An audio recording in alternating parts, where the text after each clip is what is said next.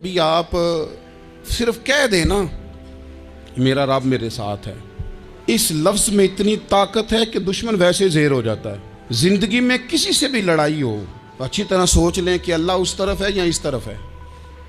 اگر آپ زیادتی پہ ہیں تو پھر رب مظلوم کی جانب ہے۔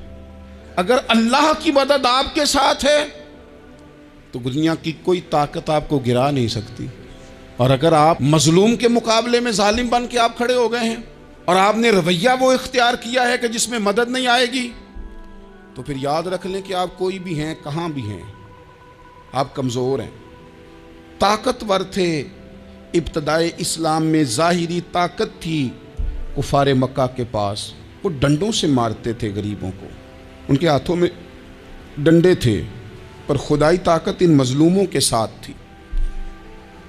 صاحب زرقانی نے لکھا ہے، حضرت زنیرہ رضی اللہ تعالیٰ عنہ ایک لونڈی ہیں، غریب ہیں، ماڑے دا کی کام محمد ناس جانا یا رونا، غریب سادی بی بی اور لونڈی کنیزہ، ایک مشرک کی کنیزہ تھی، انہوں نے کلمہ پڑھ لیا، وہ ڈنڈوں سے مارتا، دروں سے مارتا، تکلیف دیتا۔ حضرت زنیرہ رضی اللہ تعالیٰ عنہ کو اتنا مارا، اتنا مارا۔ اب آپ ایک اور پہلو پر بھی غور کریں، مار بھی پڑ رہی ہے پر خدا ادھر ہی ہے، اللہ کی مدد ادھر ہی ہے۔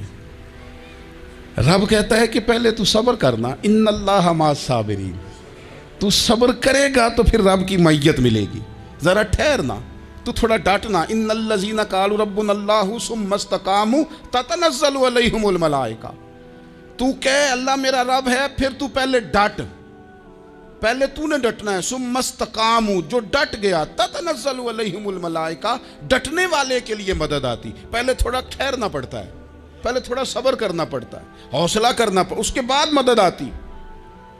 مار پڑ رہی ہے، مارا جا رہا ہے حضرت زنیرہ کو، ان کا مالک جو ہے ظاہری آقا وہ مار رہا ہے، یہ کنیزہ ہے، اتنا مارا، اتنا مارا، ان کی بینائی چلی گئی،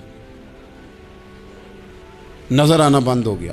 ابو جہل آیا اور کہنے لگا زنیرہ دیکھا نا ہمارے بت تیری آنکھیں لے گئے، معاذ اللہ، لات و منات ہمارے بتوں نے تجھے اندھا کر دیا۔ اب ایسا نہیں ہے کہ بی بی روتی جا رہی ہے، روتی جا رہی ہے، مایوسی مایوسی، معاذ اللہ، پریشانی، غریبی بڑی ہے، پوچھنے والا کوئی نہیں، یہ باتیں نہیں۔ کیا جملے ہیں خاتون کے، کیا لفظ ہیں۔ ابو جہل نے تنزیہ کہا، معاذ اللہ، کہنے لگا دیکھا نا ہمارے بتوں نے تجھے اندھا کر دیا۔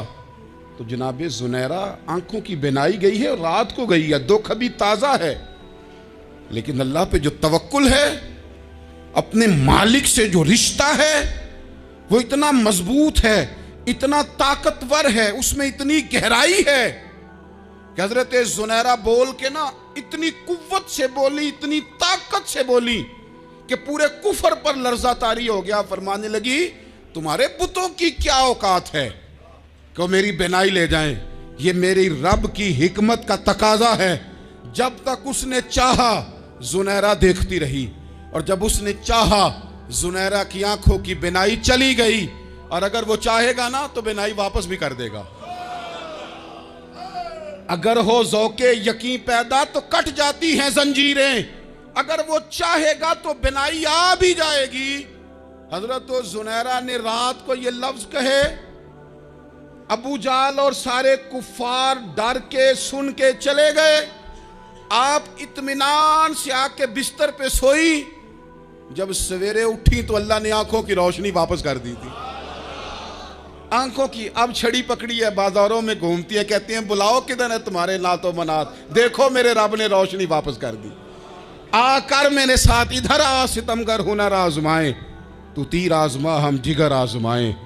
بیمار لوگوں یاد رکھو، کہہ دیا ڈاکٹر نے کہ تو بڑا بیمار ہے، تو بڑا کمزور ہے، یہ ہو گیا وہ ہو گیا، تو ڈاکٹر اپنے علم کے مطابق بات کر رہا ہے، ہوگا تو وہ جو میرا رب چاہے گا۔